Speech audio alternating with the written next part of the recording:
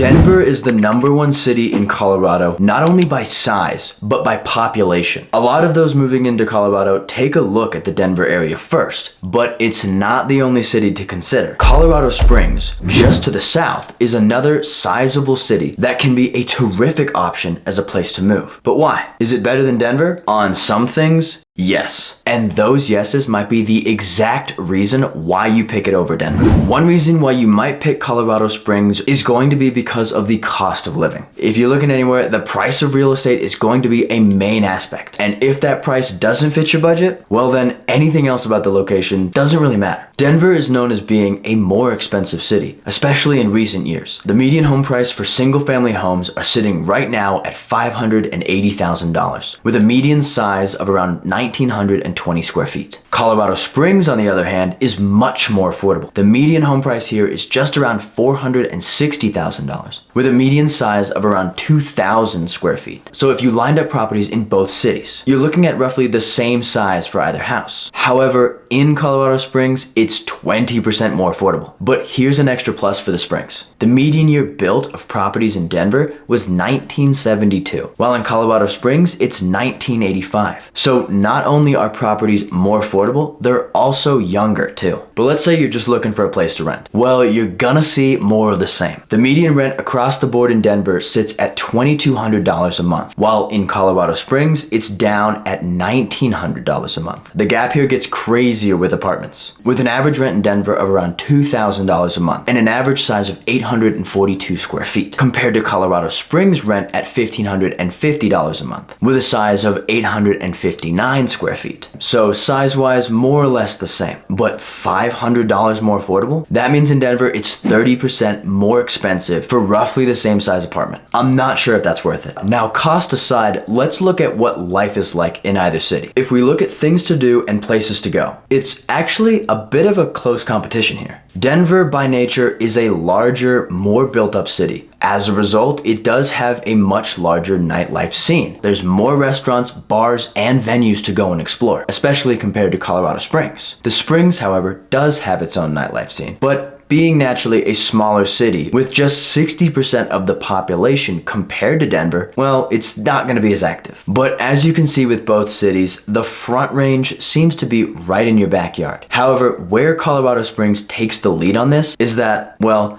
the mountains are really in your backyard. Places like Garden of the Gods on the western side of the city, and then Pikes Peak, the 14er in the background, are two examples of the numerous outdoor locations to go and explore. Garden of the Gods is a quick drive away. You come up on it quite quickly from the center of the city. Now, something I want to stress here when talking about the outdoors is that, yes, Denver does have outdoor opportunities, but I'd say if you're talking about those found in the mountains, it's a bit farther of a drive. There's places like Golden and Boulder, which are fantastic spots for any type of outdoor activity, but that's more or less a 30 to 45 minute drive. In the Springs, however, the outdoor spots are much closer. So if being able to easily get to the outdoors is key for you, then you might like the Springs. But if you're more interested in what's going on within the city itself, then you'd prefer Denver. Now, the last one we gotta talk about is going to come down to personal preference, and this is going to be size. The entire Denver metro area is about 6 times as large as the Colorado Springs metro area, with almost 4 times the population, meaning